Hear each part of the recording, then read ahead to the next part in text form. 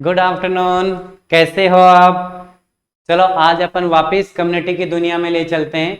हर subject के अलग अलग जगह एपिडेमियोलॉजी आपको मोस्टली कम्युनिटी में मिलता है।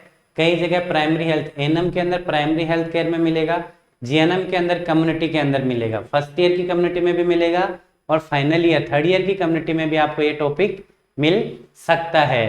तो देखो इसका अपन पहले पढ़ रहे हैं। एक छोटा सा टॉपिक है महामारी विज्ञान। महामारी विज्ञान को अपन क्या कहते हैं? अपने पहले अपने टॉपिक पढ़े थे एंड स्पोर्डेमिक, पेंडेमिक, एपिडेमिक। तो इसमें क्या है, ये क्या है, एपिडेमिक है। एपिडेमिक मतलब किसी समाज, किसी देश को लेकर या किसी समुदाय में होने वाली बीमारी को एपिडेमिक कहते हैं। और पेंडेमिक का मतलब, एपिडेमिक एक देश में होने वाली, ऐसे समझ लो, एक देश या समुदाय में होने वाली बीमारी को एंडेमिक कहते हैं। पेंडेमिक ये समुदाय में होने वाली रोग है। पेंडेमिक का मतलब होता है पूरे विश्व में होने वाली रोग, विश्वव्यापी। जो विश्वव्यापी बीमारी होती है वो कौन सी है? कोरोना थी, आप सबने देखा है ना कोरोना। और एपिडेमिक मतलब एक किसी पर्टिकुलर एरिया समुदाय में होने वाली बीमारी को अपन क्या कहते हैं? एपिडेमियोलॉजी कहा जाता है। तो ये एपिडेमियोलॉजी, ये वर्ड कई बार एग्जाम में आता है। एपिडेमियोलॉजी का मीन्स क्या होता है, एंडेमिक का मतलब क्या होता है और पेंडेमिक का मतलब क्या होता है। तीनों आपको first year, second year, third year हर किसी में, एएनएम हो या जीएनएम हो, पूरे नर्सिंग, बीएससी नर्सिंग सब जगह आपको मिलेगा। तो इसका अपन देखो एक छोटा सा टॉपिक डिस्कस करेंगे, महामारी विज्ञान। महामारी को अपन कहते हैं एपिडेमियोलॉजी कहा जाता है। ये महामारी आती है, ये महामारी का मतलब एक बीमारी एक जने से दूसरे जने में फैल के बहुत बड़े समुदाय में फैल जाए, उसको महामारी कहा जाता है। इसको महामारी देखो, एपिडेमियोलॉजी का ग्रीक भाषा में एपी से लिया गया है। इसका मतलब एमंग, के मध्य में। एमंग का मतलब डेमोस मतलब पीपल्स में होता है, व्यक्ति में होने वाला। लोगस मतलब आपको पता ही है, स्टडी ऑफ साइंस। मतलब एपिडेमियोलॉजी तीन वर्ड के कॉम्बिनेशन से मिलके बना हुआ है। एक तो एपी बना हुआ है, एपी का मतलब मध्य में, और डिमोस का मतलब होता है, डिमोस का पीपल्स या लोगों में, और ओलॉजी, ओलॉजी का मतलब स्टडी होता है, स्टडी, या अपन ऐसे कह सकते हैं study of science. Study of science है, साइंस एक विज्ञान है, वो है, स्टडी की जाती है साइंस की आदमियों में फैलने वाली, मतलब जो एक ह्यूमन बीइंग है उसमें कॉमन फैलने वाली जो बीमारी, अगर उसका अध्ययन किया जाए उसको बोला जाता है एपिडेमियोलॉजी या महामारी विज्ञान। तो इसके बाद में महामारी विज्ञान के अंदर अपन पढ़ते हैं कि इसकी परिभाषा क्या है। परिभाषा या डेफिनेशन, डेफिनेशन कहा सकते हैं, या इसको अपन परिभाषा भी कहा सकते हैं। ठीक है, एपिडेमियोलॉजी का अर्थ है व्यक्ति में रोग होने के निर्धारक तत्वों, रोग के फैलाव वितरण का अध्ययन एपिडेमियोलॉजी कहलाता है। मतलब 1960 में एक साइंटिस्ट मैकमेहो ने इसको दिया था कि व्यक्ति में होने के रोगों के तत्व का रोग फैलाव या वितरण का अध्ययन, मतलब कितने लोगों में फैली, उसको अपन एपिडेमियोलॉजी कहते हैं। एपिडेमियोलॉजी का अर्थ व्यक्ति में संक्रामक की उत्पत्ति, उनके कारण, फैलाव का अध्ययन करना होता है। मतलब आपको एक इतना ही इसकी डेफिनेशन एक याद रखनी है, एपिडेमियोलॉजी एक संक्रामक बीमारी है जो एक आदमियों से दूसरे आदमी की में फैलने वाली बीमारी है, मतलब संक्रामक बीमारी है। तो इसका अर्थ क्या है, संक्रामक रोग की उत्पत्ति, उनके कारण और उसका फैलाव, मतलब उसको कैसे रोका जाए, इसके अध्ययन को अपन क्या कहते हैं? एपिडेमियोलॉजी कहते हैं। जैसे इसमें लिखा है व्यक्ति और उनके समूह को स्वास्थ्य, रोग, विकृति, मृत्यु की घटना और निर्धारण परिस्थितियों कारकों से विज्ञान का क्षेत्र ही एपिडेमियोलॉजी कहलाते हैं। आपको ये वाली नहीं, आप इसमें कॉमन जो डेफिनेशन वो ये याद कर लेना। एपिडेमियोलॉजी का अर्थ व्यक्तियों के संक्रामक के रोग की उत्पत्ति, उनके कारण, फैलाव का अध्ययन करना क्या कहलाता है? एपिडेमियोलॉजी कहलाता है। एपिडेमियोलॉजी कहलाता है, मतलब सीधा मतलब है। इसके अंदर अपन क्या डिस्कशन करते हैं, एक तो अपन करते हैं जो संक्रामक रोग है, संक्रामक रोग का उत्पत्ति कैसे हुई, उत्पत्ति वो भी किसके अंदर, व्यक्तियों के अंदर। एक है व्यक्तियों के अंदर, व्यक्तियों के अंदर संक्रामक रोगों की उत्पत्ति, और दूसरा उसके है उसके कारण क्या है, उसका क्या कारण है और उसका फैलाव कितना हुआ। अगर इसकी स्टडी की जाए, इन तीनों की अगर स्टडी की जाए तो उसको ही अपन क्या बोलते हैं, इपिडेमियोलॉजी। ठीक हो, ये चार आप माइंड में ध्यान में रखना। एक ह्यूमन बीइंग में संक्रामक रोग, जिसमें उसकी उत्पत्ति, कारण और फैलाव के बारे में अगर अपन अध्ययन करें तो उसको अपन क्या बोलते हैं, इपिडेमियोलॉजी कहा जाता है। नेक्स्ट है इपिडेमियोलॉजी को तो अपने पढ़ लिया परिभाषा। तब इपिडेमियोलॉजी के क्या उद्देश्य क्या है, इपिडेमियोलॉजी अपन इपिडेमियोलॉजी क्यों पढ़ रहे हैं, क्योंकि अपन को बहुत ज़्यादा इसकी लाइफ में रिक्वायरमेंट पड़ती है, क्योंकि अपन भी एक हेल्थ टीम के मेंबर हैं। नर्सिंग भी क्या होता है, एक हेल्थ टीम का मेंबर है। इसका क्या उद्देश्य हुआ या इसका क्या एम है, पहला इसका उद्देश्य है सामुदायिक निदान के लिए, मतलब कम्युनिटी डायग्नोसिस के लिए, मतलब कौन सी बीमारी हो गई है उसको पता करने के लिए भी अपन क्या करते हैं, इस इपिडेमियोलॉजी की जरूरत पड़ती है। उसे अपन क्या कहते हैं, कम्युनिटी डायग्नोसिस को सामुदायिक निदान करना, डायग्नोसिस करना कौन सी बीमारी हुई। सेकंड है उसकी प्लानिंग करना, योजना का निर्माण करना या उसका प्लानिंग करना कि योजना का निर्माण की उसका कारण क्या था और कैसे इसको रोका जाए, वो उसका होता है प्लान करना। नेक्स्ट है रोगों के उतार चढ़ाव ऐतिहासिक अध्ययन, मतलब कितने रोगों में फैल रही है, कितनी ऊपर चढ़ रही है, कितने नीचे जा रही है, उसके बारे में अध्ययन करते हैं। इसके लिए एपिडेमियोलॉजिकल है। अगर अपने नेक्स्ट है इवाल्युएशन के लिए, मतलब मूल्यांकन के लिए, अगर अपने प्लानिंग किया है तो उस प्लान को अपन क्या करेंगे, इम्प्लीमेंटेशन या लागू करेंगे।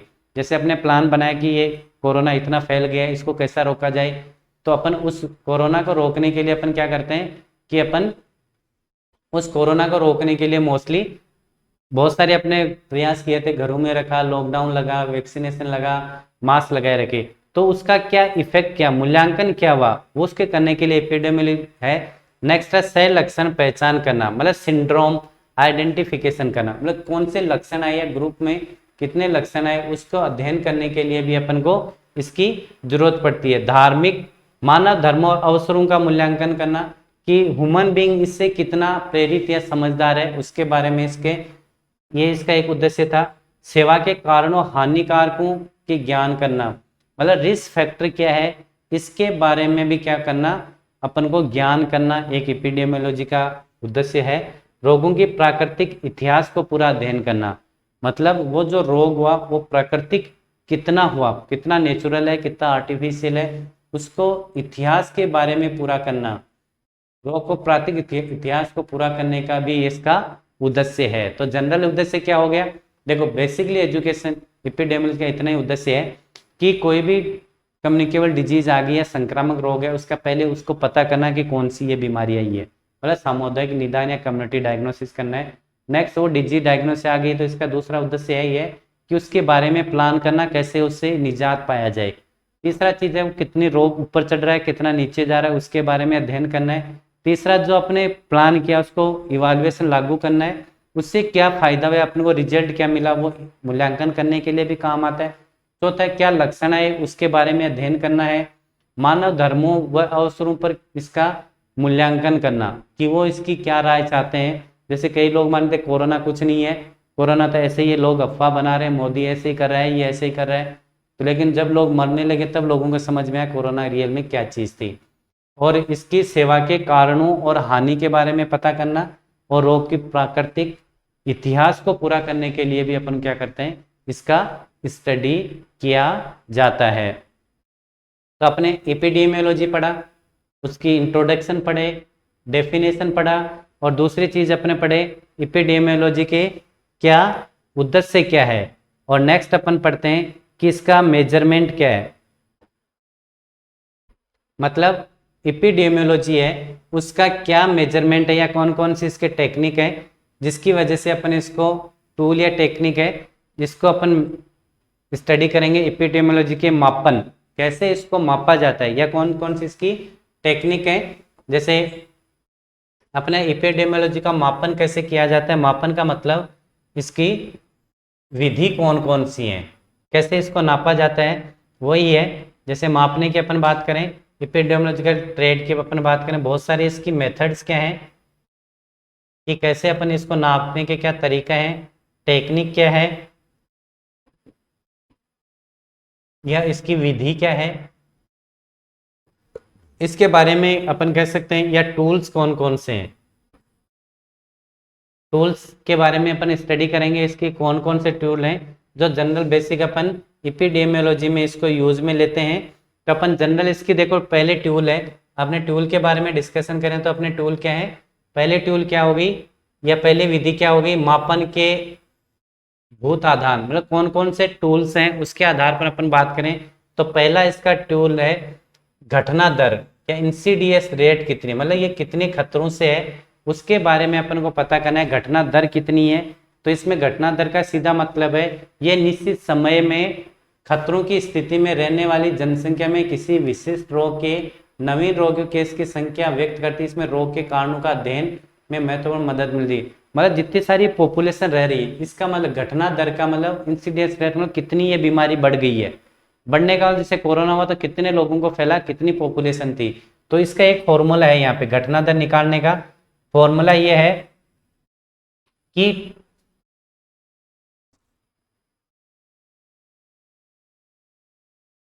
फॉर्मूला अपना क्या है, फॉर्मूला ये है कि उपरोक्त अवधि में संकटग्रस्त जनसंख्या निश्चित समय अवधि में किसी रोग के नवीन रोगियों की संख्या, मतलब वो जो एरिया था उस एरिया के अंदर नवीन रोगी कितने हैं, मतलब नए रोगी कितने हैं वो, प्लस उपरोक्त अवधि में संकटग्रस्त जनसंख्या, मतलब जैसे एक एरिया के अंदर 1 लाख पॉपुलेशन है, 1 लाख पॉपुलेशन में टोटल नए रोगी कितने आए, उससे निकालने की इसकी दर को अपने क्या बोलते हैं, घटना दर बोला जाता है। दूसरा है प्रचलन दर या प्रिवेलेंस रेट कितनी है, प्रिवेलेंस रेट का मतलब है जो कुल जनसंख्या है, कुल जनसंख्या है उस कुल जनसंख्या के अंदर अपने हैं, जब प्रचलन दर की बात करें उपरोक्त समान बिंदु पर कुल जनसंख्या बट उपरोक्त निश्चित समय पर बिंदु पर किसी रोग के रोगियों की वर्तमान संख्या, इसमें तो अपने न्यू पॉपुलेशन देखे थे, न्यू रोगी देखे थे, इसमें टोटल कितने रोगी हैं,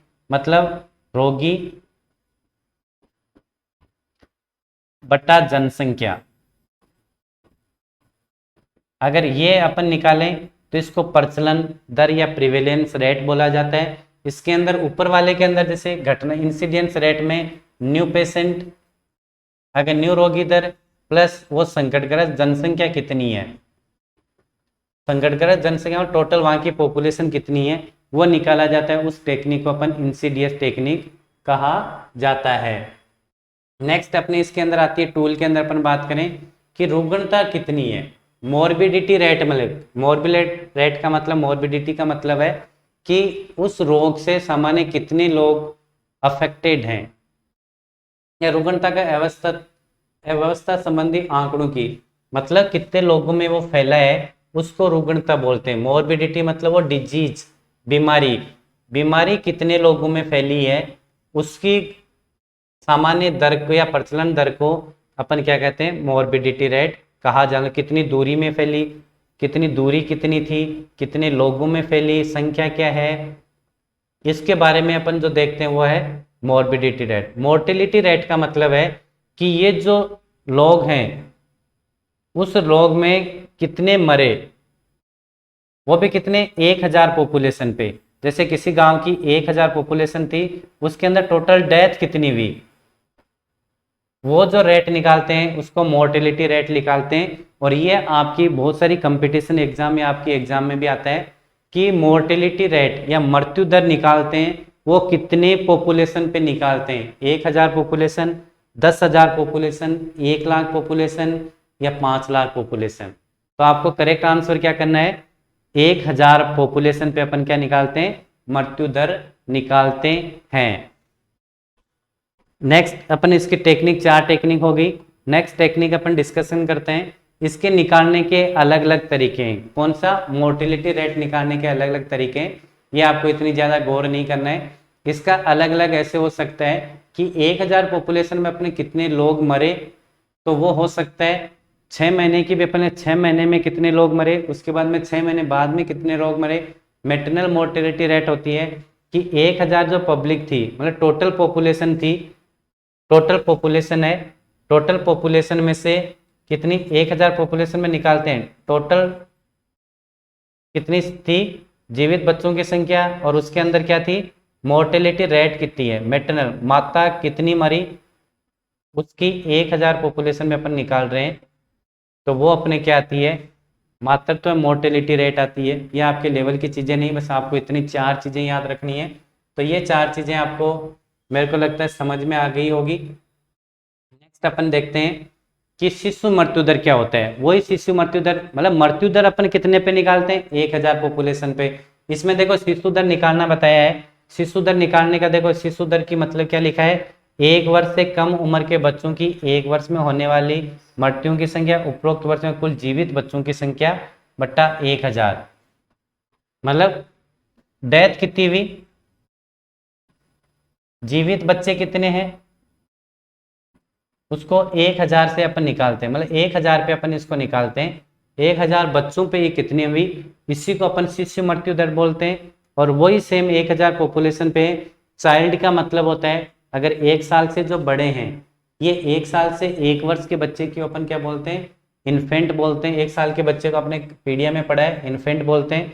चाइल्ड 1 साल से जो बड़े बच्चे हैं उनको चाइल्ड बोलते हैं। और adult mortality rate, death rate अपने इस हिसाब से इनको निकालते रहते हैं। तो ये इसके अंदर आपने पढ़ा था कि मोस्टली 3 चीज़ें आती हैं, तो वो जो चीज़ें होती हैं तो वो अपन डिस्कशन कर ली थी। अब अपन नेक्स्ट डिस्कशन जो है, तो इसके अंदर अपने पढ़ी थी कि 4 इसकी टेक्निक होती हैं। 4 टेक्निक के अंदर अपने बात करी, मेजरमेंट ऑफ टूल के अंदर अपन बात करें कि वो उसके अंदर अपन बात कर रहे थे कि मेजरमेंट मतलब कौन से मेथड या टूल्स हैं जिसके अंदर ये अपने डिस्कशन किया था। जैसे इंसिडेंस रेट अपन डिस्कशन किया, मोर्टेलिटी रेट डिस्कशन किया, मोर्बिडिटी रेट डिस्कशन किया था। ये सारे टॉपिक आप में डिस्कशन किया, छोटा सा ही आपके एग्जाम में मोस्टली क्वेश्चंस आता रहता है। Okay, thank you.